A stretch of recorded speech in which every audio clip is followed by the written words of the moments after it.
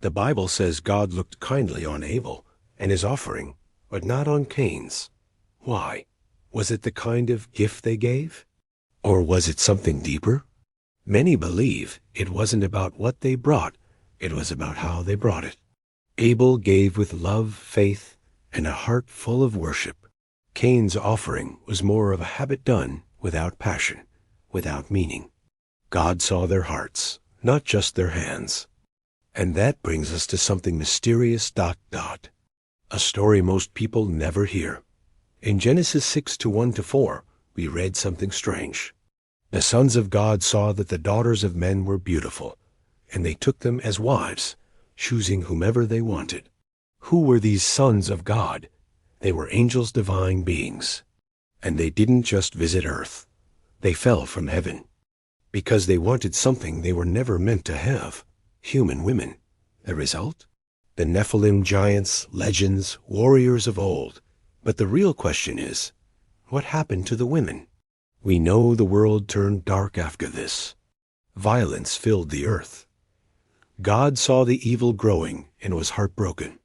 So he sent the flood not out of anger, but out of deep sorrow. A reset, a cleansing. The fallen angels were punished. The Nephilim were wiped out. But the women? The Bible doesn't say much. But an ancient book called the Book of Enoch does. According to Enoch, the angels called the Watchers came down to earth, led by a powerful one named Simiaza. Together, they made a vow on a mountaintop. They swore to take human women as wives, no matter the cost. And they did. Some women were afraid, others felt honored. But all of them were swept into a powerful, strange love story, one that was never meant to happen. The angels shared secrets from heaven. They taught things humans were never supposed to know. Magic, war, astrology, beauty tricks, and more. And from these forbidden unions, giants were born. These Nephilim weren't just big, they were dangerous. Strong, cruel, wild. They ruled over the earth and filled it with fear. The world groaned under their violence. Heaven could no longer stay silent. God was grieved. His beautiful creation was corrupted, so he sent the flood to wash it all away. The Nephilim drowned. The Watchers were chained in darkness. But the women, they remained. This is where most stories end. But not this one, because heaven didn't forget them. The women, the mothers of the Nephilim, were left in the aftermath. Alone, changed forever. And justice still had to come. So God sent Michael, his most powerful warrior, the same archangel who cast Lucifer out of heaven. But this time, Michael didn't come to destroy. He came to deliver justice. These women, once filled with dreams, now carried the burden of a choice that had changed the world. Their bodies bore the scars of birthing giants. Their hearts carried memories of love tainted by rebellion. And their spirits were marked by the echo of divine wrath. Michael found them scattered, broken, and afraid. Some still clung to memories of love. Others wept for the destruction their children had brought, but all were judged. According to ancient texts, Michael did not kill them. That would have been mercy. Instead, he marked them, cursed them, banished them to the outer edges of human memory. But legend says their voices can still be heard, in the cries of sirens at sea, in the wails of banshees at night, in the whispers of women who walk between worlds. These were the cursed mothers, beautiful, tragic, forgotten by man, but not by heaven. Do they still wander the earth, searching for redemption? Or do they wait in shadows, bitter and vengeful, ready to seduce again? The choice they made echoes through time, and it warns us, even love, if misdirected, can bring down the heavens. Now that you know what Archangel Michael did after the flood, the question is, how will you see the world now? Because some spirits don't rest, some curses never fade, and some truths are only revealed to those brave enough to ask. Maybe that's why some women today feel an ancient ache they can't explain, a sorrow that isn't theirs, a longing that doesn't belong to this time. Could it be the echo of the cursed mothers? Could their story live on in our blood, in our dreams, in the hidden chambers of our souls?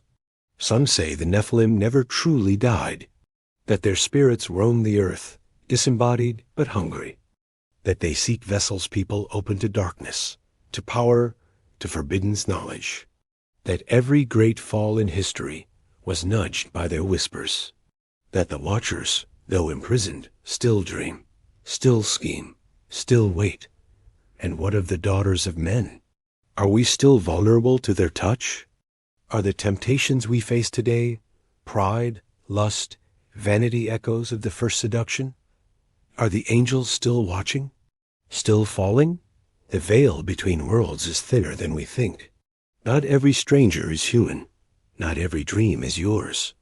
Not every desire is born from your own heart. Some come from ancient places, from old rebellions, from curses passed down through generations. We were warned, in whispers, in scriptures, in stories told by firelight, and in books buried deep, but we forgot. And what we forget, we repeat. So, next time you feel something watching you, whispering to you, tempting you with beauty, knowledge, or power, remember the women, remember the watchers, remember the Nephilim, because history doesn't just repeat. Sometimes it returns. Have you ever wondered what secrets were buried after the flood? So dark, so terrifying that even the angels dared not speak of them again. What if I told you that the true horror didn't end with the giants being destroyed, but began with the women who gave birth to them? These were no ordinary women.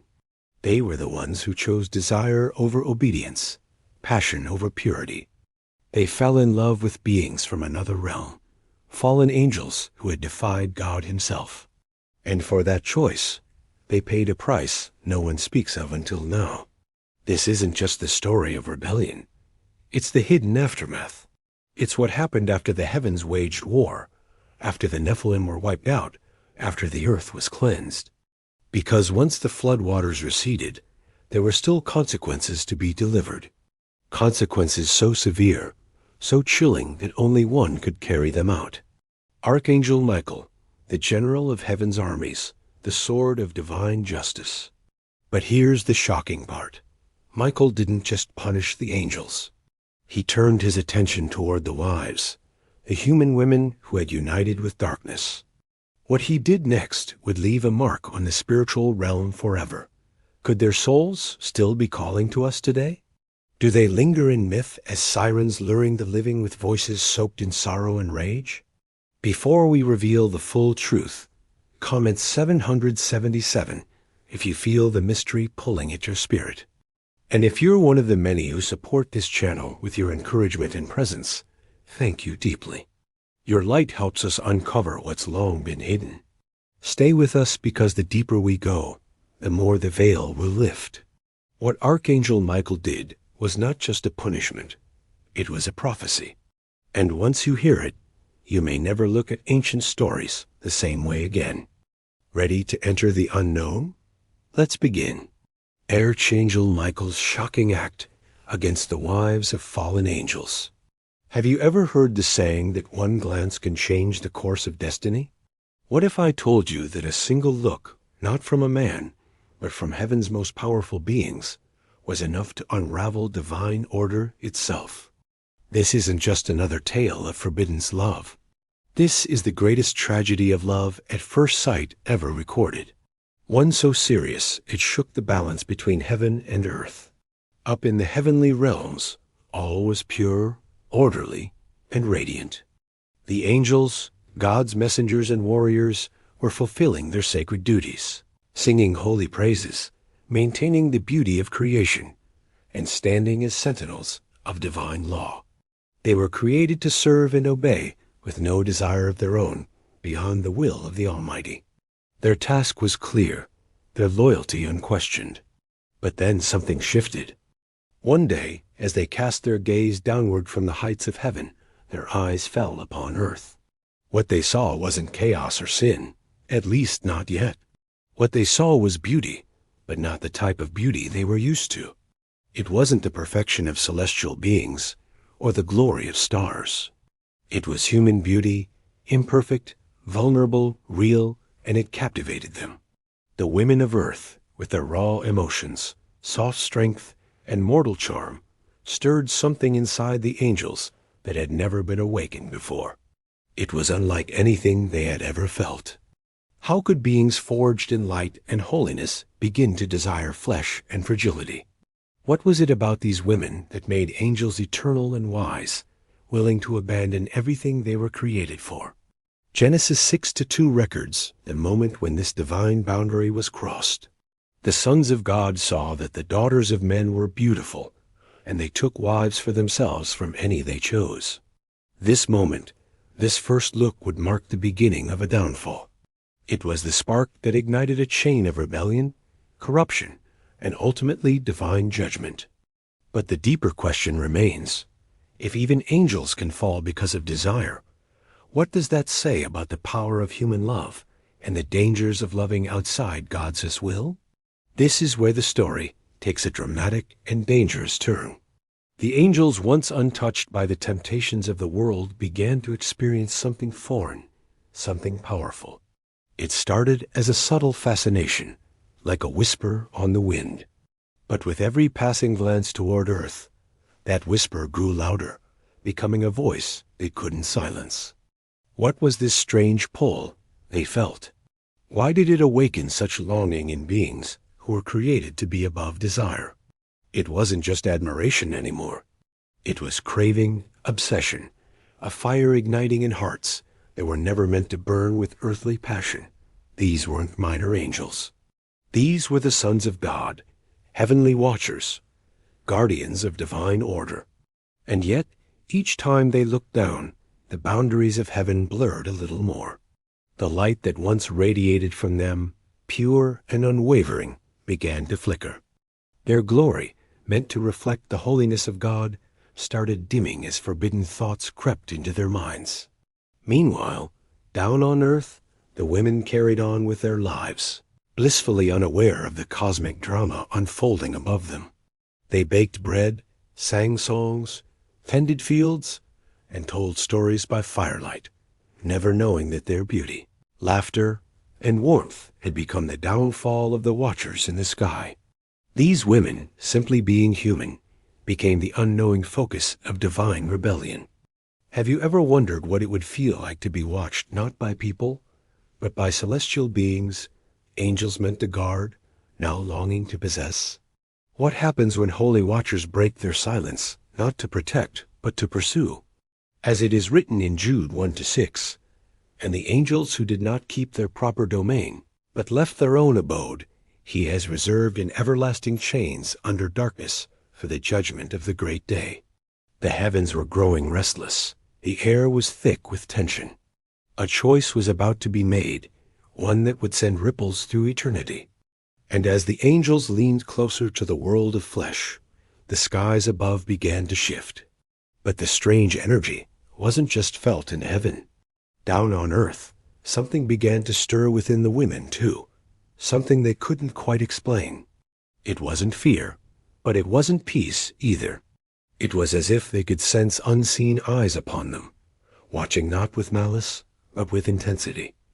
They felt chosen, though they didn't know why. Suddenly, ordinary days felt extraordinary.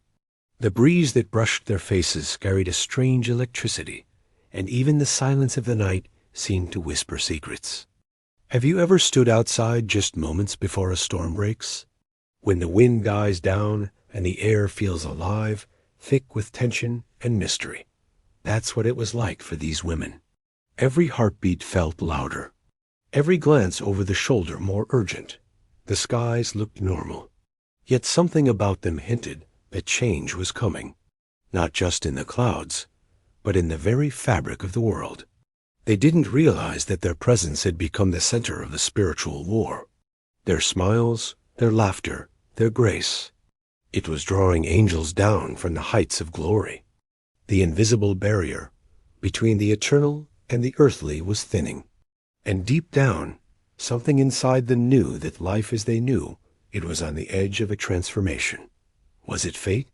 Was it temptation? Or had they unknowingly become part of the story written long before their birth? Ecclesiastes 3:1 reminds us, "To everything there is a season and a time to every purpose under the heaven." But what happens when heavenly beings try to force a season that God never intended? The world itself felt like it was holding its breath. Animals grew restless. The wind carried a hum like creation, bracing itself for a collision it couldn't prevent. And still the women continued, not knowing that destiny, dark, divine, and irreversible, was already on its way. The angels were fully aware that they were treading a dangerous path, one lit not by holy fire, but by the flames of rebellion. They knew the line they were approaching wasn't just forbiddance. It was sacred. They had been created as divine messengers, warriors of light, sworn to serve the will of the Most High. Every fiber of their being was built for obedience, for praise, for purity. And yet something had changed. The longer they gazed upon earth, the more they hesitated in their duties, the more they dreamed of something they were never meant to desire. Each time the thought of leaving heaven crossed their minds, guilt surged through them. They remembered the celestial courts, the glory of God's throne, and the honor of bearing his light. But then another thought would rise, stronger, more seductive. What if there was something more? What if the humans weren't just lesser beings, but a doorway into a kind of experience angels could never taste unless they crossed the line? Questions once unthinkable now echoed in their minds. What does it feel like to love with the depth of human longing? Could we feel the warmth of mortal touch, the ache of joy and heartbreak intertwined? Would we finally understand what it's like to be truly known, not as a servant, but as a lover? Their hearts, once filled only with the light of God's presence, began to carry the shadows of yearning. Is it possible for a being of heaven to love something more than God? Could a heart designed to reflect divine worship be twisted toward earthly pleasure? The scriptures give us a chilling reminder in Isaiah 14:12-4, where Lucifer himself declared, "I will ascend above the heights of the clouds. I will make myself like the Most High." Desire outside of God's will is the seed from which all rebellion grows. And so the angels stood on the edge, torn between what they were created to be and what they now secretly longed to become. The pull was no longer just a feeling. It was a force, one that threatened to drag them down from the heavens forever. Day by day, the pull grew stronger, and day by day, more angels found themselves unable to resist the growing fascination with humanity. What started as a silent curiosity became a secret gathering. One by one they began to watch the earth below, not out of duty, but out of desire. What they saw enchanted them. Laughter around fires, gentle embraces, tears shed under moonlight. These were emotions they had never known. And with every sunrise, their resolve began to crumble. They had been present at the dawn of creation. They had watched as God spoke galaxies into existence and scattered the stars like dust. They had sung as the oceans were carved and the mountains raised. Yet now all of that glory was beginning to fade in their hearts, eclipsed by a yearning they could not control. Each angel stood at a crossroad. Should they remain loyal to their divine assignment or surrender to the promise of a love they could never truly possess? What is it that makes the forbidden so irresistible? Could it be that the very boundaries God sets are the ones that test the deepest truths of our hearts? Heaven and earth were never meant to intertwine this way. The realms were designed to remain separate, each with its own laws, its own purpose. But the angels were now willing to abandon everything they had been. Celestial warriors, eternal messengers, servants of the Most High for a fleeting chance at mortal love. Could they even understand the cost? This was no small decision. This was not an act of curiosity. It was an act of rebellion. The book of Enoch tells us that 200 angels gathered together led by a being named Samjaza, and they made a pact. They swore an oath bound by fear and desire that they would descend to earth together so that none of them would face judgment alone. But judgment was inevitable. Their choice would not only change their destiny, it would change the world. It would give birth to giants, to destruction, to the rise of wickedness that would make God himself grieve over creation.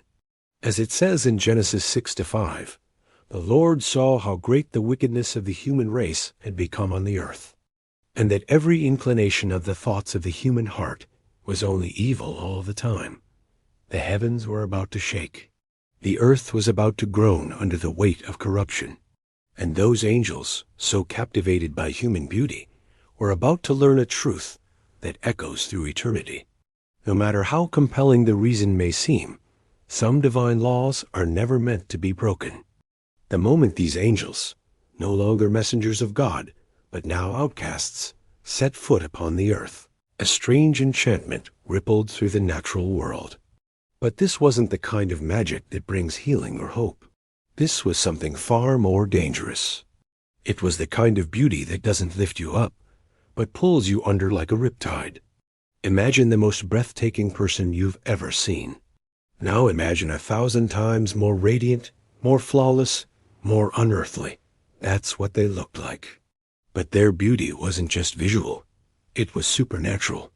They didn't walk like men. They moved as if gravity no longer applied to them, gliding through air with impossible grace. Their voices didn't sound human either. When they spoke, it wasn't speech, it was melody. Pure and seductive, resonating not just in ears, but in souls. And the light, they didn't just reflect it, they wore it. Their presence made everything around them fade into dullness. Flowers seemed to lean toward them. Birds went silent. The air itself shimmered. When they entered villages, it was as though time slowed. Farmers dropped their tools. Mothers paused mid-sentence. Children forgot their games.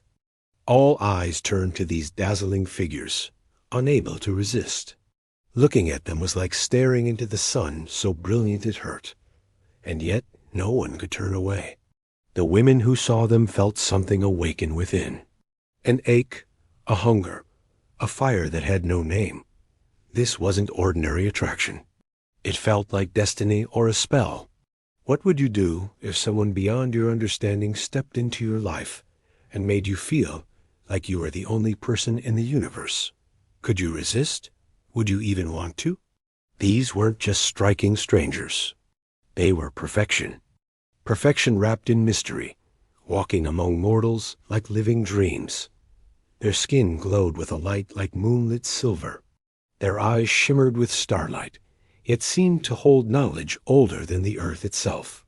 And when they smiled, hearts melted, but something inside also stirred with unease, because behind that divine smile, something was wrong. They were beautiful, yes, but their beauty was laced with shadow. Their charm felt too smooth, too flawless. The scriptures warn us in 2 Corinthians 11:14, Satan himself masquerades as an angel of light. And if the prince of darkness can appear beautiful, how much more deceptive could these fallen beings be? Their smiles, so enchanting, concealed ancient secrets. Their eyes, mesmerizing as they were, held the weight of heavenly rebellion and the coldness of immortality. The women they approached felt drawn like moths to a flame, caught between awe and helplessness. How could they resist someone who glowed with celestial light? Someone who knew their thoughts, their fears, their longings without needing a word spoken. Someone who offered them not just attention, but promises, impossible, intoxicating promises that no human man could ever match. But deep down the world itself seemed to flinch. Nature knew, heaven knew, and soon even the women who fell for them would learn this was no fairy tale. This was the beginning of something dark, something that heaven would not let stand. But here's where the story begins to truly unsettle the soul. The frightening part wasn't just what the angels had done. It was what began happening to the women. The longer they stayed near these fallen beings, the more they started to change. It was subtle at first, a strange glow in their eyes, a shift in their energy. They began to carry a presence that others could sense, but couldn't explain. It was as if the divinity the angels once held had begun to seep into them, altering them, body, mind, and spirit. They no longer saw the world the same way. Daily life, which once brought comfort and meaning, now seemed hollow and dull. The touch of a human husband, the rhythm of an earthly routine, none of it satisfied them anymore. They had tasted something forbidden, and now they were forever changed. Normal men seemed small, insignificant. Their eyes, once opened to simple joys, were now fixed on something far more dazzling and dangerous. Was this love or possession? Were these women truly chosen, or simply being used? The fallen angels knew exactly what they were doing. They didn't pick at random. From the heights of heaven, they had already marked the ones they desired, the most radiant, the most alluring, the ones whose spirits shone bright, even in the darkness of earth. And once they arrived, they used all their powers, divine knowledge, charm, the illusion of perfect love, to become everything these women had ever dreamed of. They whispered promises only angels could know. They became the embodiment of fantasy. But what appeared like a dream was in truth the opening act of a nightmare. It looked like romance. It felt like destiny. But in reality, it was a divine violation. Each time one of these celestial rebels took a woman as his wife, the fabric of the universe trembled. Heaven felt the breach. Earth felt the consequence. These were not mere marriages. These were unholy covenants forged without God's blessing, built on disobedience and desire, and the ripple effects reached far beyond what anyone could see. Genesis 6-4 gives us a chilling glimpse. The Nephilim were on the earth in those days, and also afterward when the sons of God went to the daughters of humans and had children by them. They were the heroes of old, men of renown. But what kind of heroes were they? Were they saviors or monsters? Because the true horror was still to come. The children born from these forbidden unions were not ordinary. They were giants, titans, beings with power that no human could control and no angel could redeem. These offspring, half angel, half human, would turn the world into a place of chaos and terror. And so the question remains, what happens when divine beings cross sacred lines? When love becomes lust and blessings become curses? The answer lies in the next chapter of the story, where these children, the Nephilim, rise from the wounds of mortal women and bring upon the world a darkness that even heaven can no longer ignore. Now let me reveal the terrifying truth about the offspring of these forbidden unions, the Nephilim. These were not ordinary children. They were the cursed fruit of angelic rebellion and human vulnerability. From the moment they took their first breath, it was clear they did not belong to either world. They were too large for cradles, too strong for swaddling clothes, and they did not stop growing. Their bodies surged with power, and their hunger grew just as fast. Imagine a child born from divine power and human flesh, a being whose growth didn't slow with time, but accelerated. These weren't just big kids. They were giants towering over trees, their shadows swallowing entire streets. When a Nephilim walked, the very earth trembled beneath their massive feet. When they cried, the sound echoed like thunder rolling through mountains. When they shouted in rage, villages heard it from miles away. They were terrifyingly strong, strong enough to tear through stone walls, to uproot forests, to crush armies without effort. But their strength was only half the danger. These giants inherited their father's celestial abilities, strength, perception, power, but none of their divine restraint. And from their mothers, they gained emotion, jealousy, pride, anger, without the human conscience to tame it. Imagine the emotional outburst of a toddler. Now imagine that toddler the size of a house with the strength to level cities. This was not fantasy. It was a waking nightmare.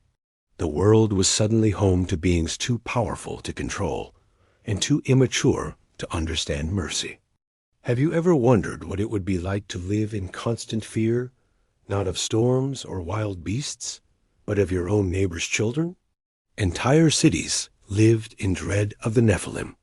People whispered their names with trembling lips, hoping not to draw their attention. Farmers abandoned their fields. Fishermen stopped sailing. Markets closed. No one wanted to be seen when the giants came, and the Nephilim came often. They took what they wanted without apology. They ate what they saw. Livestock, harvests, even people. Nothing was sacred. Nothing was safe. Some grew as tall as towers, others wide as the gates of cities. But worst of all, they weren't mindless. They were intelligent. They could speak, reason, plot, and with that cunning came cruelty.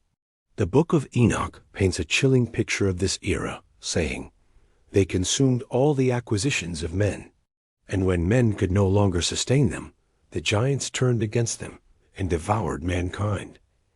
It was more than destruction. It was judgment unfolding in slow, terrifying motion.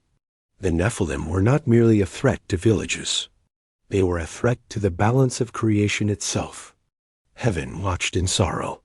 The earth groaned beneath their weight, and God prepared his response because something this unnatural could not go on forever. High above the chaos, seated on the throne of eternity, God looked down upon the earth he had once called very good. But now that good creation was unraveling.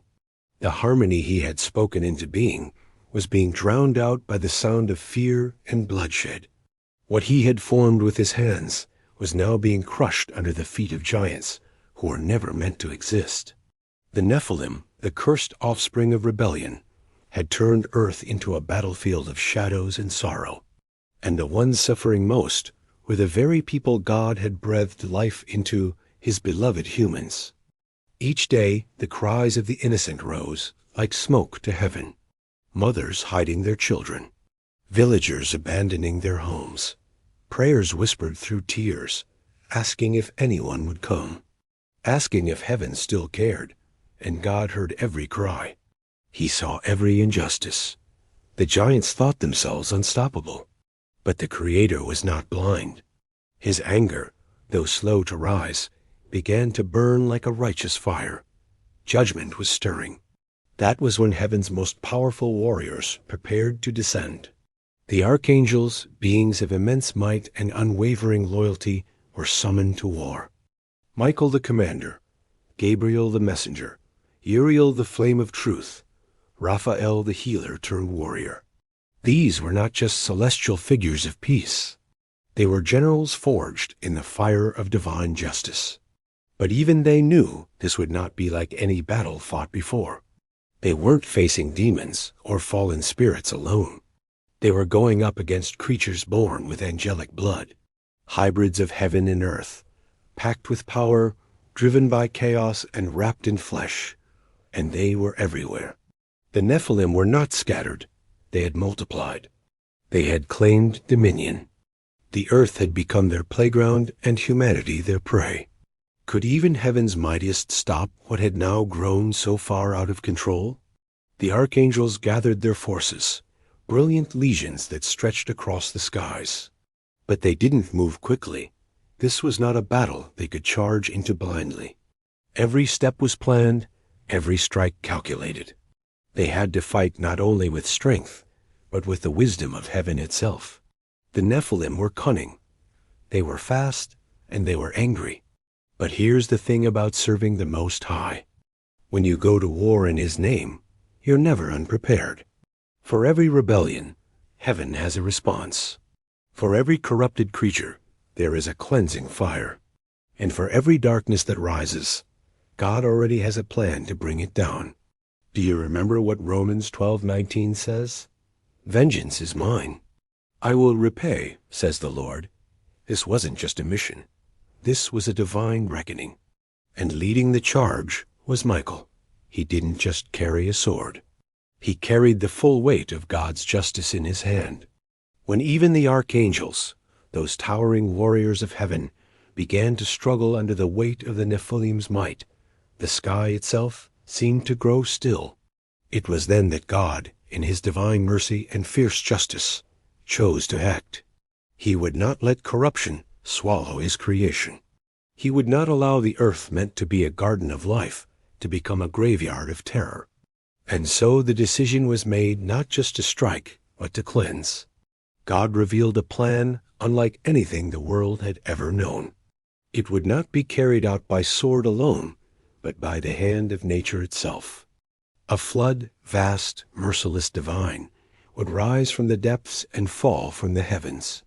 It would sweep away all that had been defiled, not out of rage, but out of sorrow, not just to destroy, but to begin again. Genesis 6:13 echoes this solemn moment. The end of all flesh has come before me, for the earth is filled with violence, and behold, I will destroy them with the earth. And so it began. The battle erupted like the opening of a divine storm. Archangels clashed with giants in fields soaked with rain. Blades forged in heaven met fists the size of boulders. The sky itself turned into a war zone. Lightning cracking open the clouds. Thunder booming like the voice of God. Across the earth, mountains quaked. Forests caught fire from celestial strikes. The Nephilim, so used to dominance, now trembled as they faced the wrath they never believed would come. And then came the rain. Not a soft drizzle, not even a thunderstorm. This was something else entirely. The heavens opened with a roar. Water crashed down like judgment made liquid. Rivers overflowed in seconds. Valleys vanished beneath rising waves. The ground split and groaned. The flood was not just water. It was God's grief, his final verdict upon a world that had lost its way. For the first time since their unnatural birth, the Nephilim felt something new, something unfamiliar and paralyzing. Fear. It was etched into their massive faces. It echoed in their cries. These creatures who once terrorized the world now begged for mercy they had never shown to others. But mercy had already come and gone. What happens when even giants fall to their knees? When divine patience runs out? When God himself declares no more? Everyone knew in that moment, angel, human, and Nephilim alike, that a sacred line had been crossed. A boundary never meant to be touched had been shattered. And now all creation was paying the price. This was not just the end of an age. It was the beginning of something new. But first, everything unholy had to be washed away. Have you ever seen storm clouds so thick, so dark that they seem to swallow the very sun? Now imagine that darkness multiplied 1,000,000 times, so dense that day became night, not because of time, but because of wrath. That's how it began. The day God declared that enough was enough. The sky didn't merely darken. It turned black. The kind of black that feels alive, pressing down on everything beneath it. The air thickened with a silence that roared. A pressure so heavy, it felt like even the earth was holding its breath. At first, people were confused. Rain wasn't unusual. Storms came and went. But this was different. The clouds didn't move. They hovered. The wind didn't blow. It screamed. And then came the rain. Not gentle, not cleansing. These weren't the nourishing drops that brought crops to life. These were heaven's tears, thick, heavy, filled with sorrow and fury. They didn't fall. They pounded like hammers from above, like drums of war announcing the arrival of judgment. Hour after hour, day after day, the rain never ceased. It didn't pause. It didn't soften. It poured like it had a purpose, and it did. The purpose was to cleanse, to erase, to reset a world gone too far. Even the mighty Nephilim, the terror of nations, the nightmares of men, began to panic. Their confidence melted into confusion. Their booming laughter turned into silence. These giants who had split trees with their fists and broken bones with their roars now trembled like lost children. They tried to escape. They raced toward mountains, climbing to the highest peaks they could find, their massive hands digging into the stone like desperate animals. But the water kept rising higher and higher, until the peaks disappeared beneath the waves like everything else. For the first time, their power meant nothing. Strength couldn't stop the flood. Height couldn't save them. Intelligence couldn't outwit it. The very creation they had mocked, the rain, the rivers, the sea, had now risen up in obedience to the voice of its creator. Can you imagine the sound? The screams of men, women, children, the guttural cries of the Nephilim, the helpless sobs of those who had laughed at Noah, who had mocked the warnings, now crying out for mercy when mercy had already closed its door. And the fallen angels, those once glorious beings who had caused this ruin, watched it unfold, trapped between heaven and earth, powerless to stop what they had set in motion. Their children, their pride, their legacy, drowning their rebellion, once bold and beautiful, now lay shattered beneath waves that no wing could lift, no spell could calm. This was not mere rain. This was divine reckoning. As it says in Genesis 7:11-12, all the fountains of the great deep burst forth, and the windows of the heavens were opened, and rain fell upon the earth 40 days and 40 nights. The waters rose, but they did more than submerge. They silenced, they cleansed, they mourned. And in that terrible silence, one truth echoed louder than any thunder. When God moves in judgment, no power in heaven or earth can stand against him. Amidst the screaming winds and thunderous skies, while the earth drowned under the weight of divine judgment, there was one vessel untouched by destruction. Noah's Ark. It floated like a flickering flame in a world gone dark. A lone survivor amid a sea of sorrow. Inside, Noah and his family huddled with the animals, each heartbeat echoing with the sound of crashing waves. Imagine what it must have felt like to sit within those wooden walls, knowing that outside the entire world was being torn apart. The ark groaned and swayed as the water lifted it higher and higher. The storm didn't whisper. It roared, shaking the very foundations of creation. Yet in the midst of chaos, the ark held firm, because this was more than a boat. It was a covenant, a symbol of God's faithfulness to the few who remained righteous. But even inside that refuge, they weren't deaf. The cries of the dying pierced through the rain. The desperate screams of people pounding on the outside of the ark, begging to be let in. Parents calling for their children. Friends shouting for forgiveness. But the door sealed by God himself would not open. Genesis 7:16 reminds us, "And the Lord shut him in." This wasn't Noah's choice. It was God's decree, and they had to trust it, no matter how it broke their hearts. Outside, the water showed no mercy. Fields vanished. Forests disappeared. Hills became islands for mere moments before being swallowed whole. The tallest mountains, once symbols of majesty, sank beneath the waves as though they had never existed. And the mighty Nephilim, the giants who once shook the ground with every step, found themselves powerless. Their strength meant nothing now. Their height could not save them. The flood was no respecter of power or pride. They tried to fight it. They climbed. They roared. They resisted. But the waves were relentless, and soon even the greatest of them disappeared beneath the surface like shadows fading in the night. And the fallen angels, those who had defied heaven for the sake of love and lust, could do nothing but watch. Bound in chains, restrained by the very God they betrayed, they beheld their own legacy drowned. Their wives, their monstrous children, the cities they had shaped with forbidden knowledge. All of it crumbled into silence beneath the flood. It was more than loss. It was erasure. Their rebellion, once glorious in their eyes, had become their ruin. For 40 days and 40 nights, the rain did not stop. It was as if heaven was weeping, not just in rage, but in grief. The earth, once teeming with life, was now a single endless ocean. No mountains, no valleys, no towers of pride, just water stretching to the farthest horizon. And at the heart of that vast expanse, one solitary vessel floated.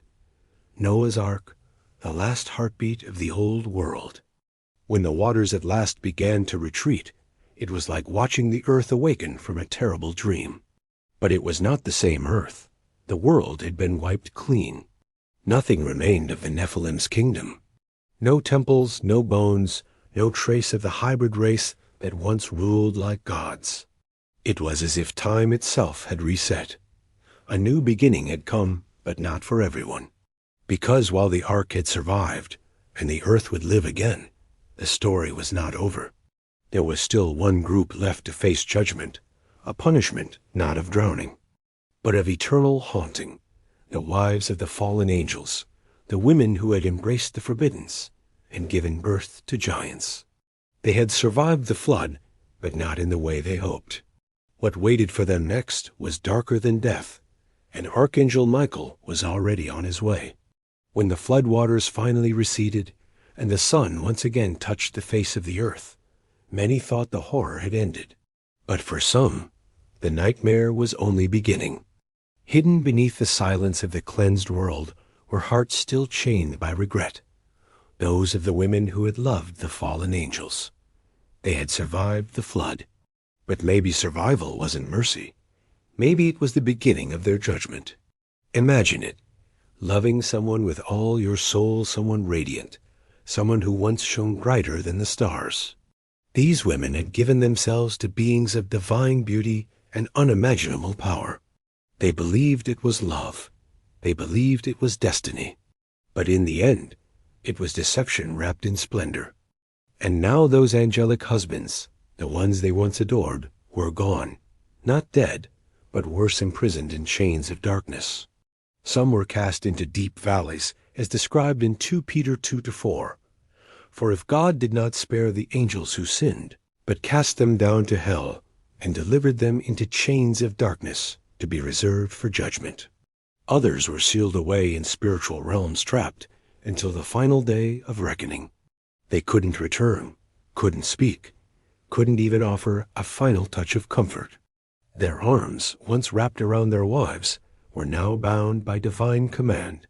And so the women were left to face the wreckage of what they had helped create alone, heartbroken, haunted. Some collapsed beneath the weight of it all. Picture it, standing on a barren post-flood earth, looking out at a world washed clean, and knowing deep inside I was part of why this happened. The guilt was crushing. Every tree uprooted, every soul lost, every child swallowed by the water. It echoed back to their choice. Their love, once intoxicating, now tasted of ashes. They fell to the ground, not out of prayer, but out of despair. Some screamed into the silence. Others whispered prayers, voices cracking with pain. They begged God for mercy, sobbing until their throats grew raw and their eyes burned dry. But was it enough? Can forgiveness find its way to a heart that helped spark the greatest judgment since Eden? Can love truly blind someone to the point of inviting a curse over all creation? Even heaven looked on in silence, because while the world had been cleansed, the story of these women was not yet over. What would become of them? Those who bore giants, who danced with angels, who wept at the edge of eternity. The answer would come not through a second flood, but through fire, because Archangel Michael had not yet finished heaven's command. But not every woman knelt in sorrow. Not every heart broke under the weight of what had been done. Some, like Nama, refused to bow. Ah, Nama, the name itself carried the sound of silk and fire. She had once been praised for her beauty, her charm, her mesmerizing voice. Even the angels had noticed her above all others. But her beauty had become her weapon. Her pride had become her armor. And even after the flood wiped away the world, she helped unravel it. Nama stood tall, unrepentant. She wore her guilt like a gown, but not out of shame. It was woven of defiance.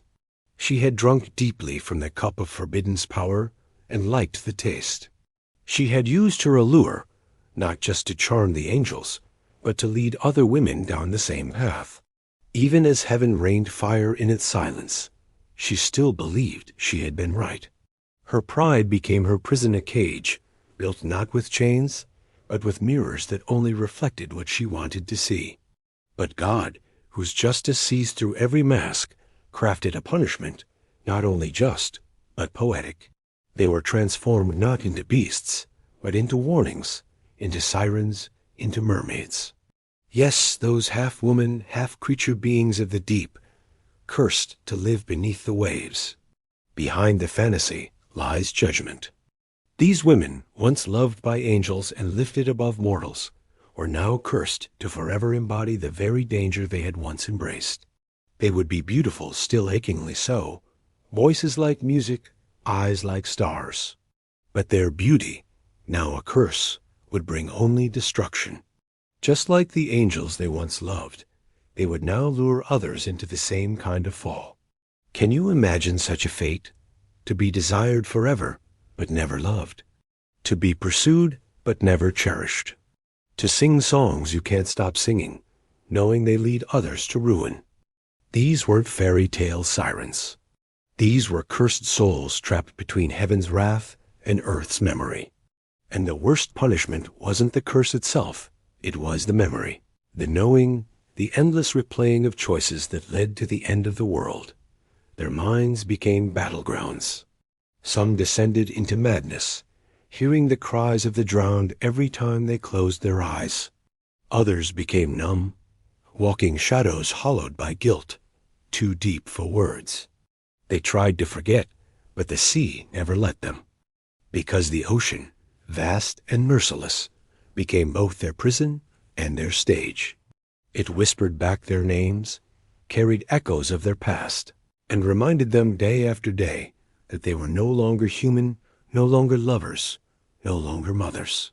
They were reminders, warnings, living consequences of a love that crossed divine boundaries. The book of Jude hints at such eternal fates for those who abandon their place. They are wild waves of the sea, foaming up their shame. Wandering stars, for whom blackest darkness has been reserved forever. What more fitting image could there be? And so Nama and the others wander still hidden in story, felt in storms, heard in the lonely cries of the sea. And what of the fallen angels, the ones chained in spiritual prisons, sealed away in the deepest darkness? Their bodies were bound, but their awareness remained wide open. That was part of the punishment. They weren't spared from the agony of consequence. In fact, they were forced to witness it. Every cry, every scream, every broken moment of the women they once loved, they felt it. Not just saw it, they sensed it. The sorrow, the madness, the slow unraveling of minds gripped by guilt. It wasn't just painful, it was torment beyond words. And they could do nothing, not whisper comfort, not reach out, not even close their eyes. They had chosen rebellion, and this was their harvest. Meanwhile, the angels who had remained faithful, those who had refused to give in to temptation, were given a sacred charge. No longer just messengers, no longer just warriors. They became watchers over a wounded earth, guardians of a world that had tasted both heaven's glory and heaven's wrath. It was their duty now to make sure such defiance would never take root again. From their new posts, they observed everything. They watched the seas where the sirens still sang, their songs haunting, beautiful, deadly. These sirens were once their sisters-in-law, part of a forbidden family tree that heaven would never fully embrace.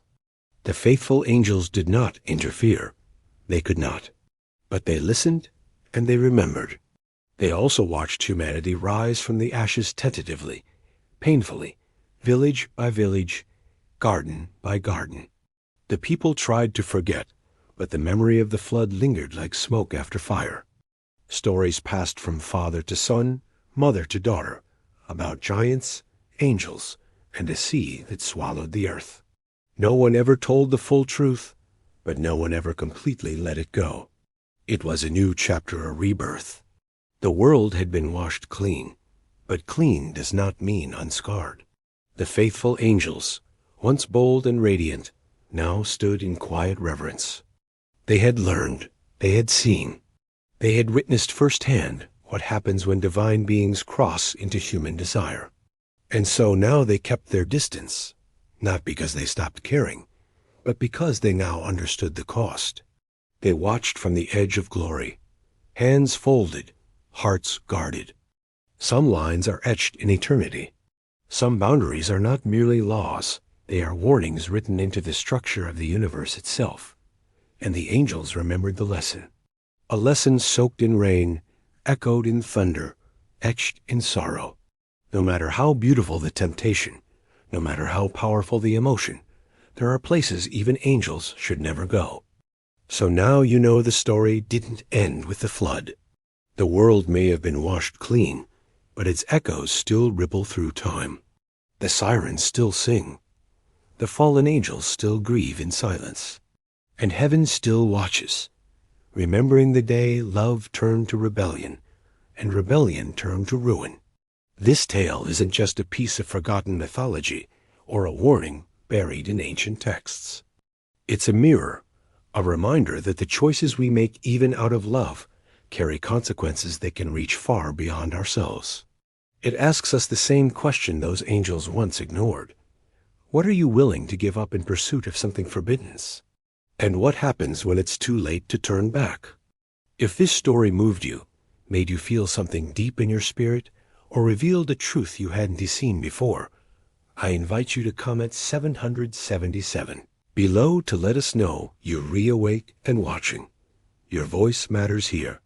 Thank you to every single one of you who supports this channel through your likes, shares, and subscriptions, and a heartfelt thank you to those of you who give through Super Thanks. Your generosity helps us keep sharing these truths with the world. But even if you've never given, know this. We are still grateful for your presence, your time, and your spirit. Don't forget to like this video, subscribe to the channel, and share it with someone who might need this story today. Let them know the flood wasn't the end. It was just the beginning of something far greater. May you walk in wisdom, guarded by truth. May you recognize the sirens in your own life and have the strength to walk away. And may God bless you, protect you, and remind you always that some boundaries are sacred and some love is worth waiting for. Stay safe, stay faithful, and stay chosen.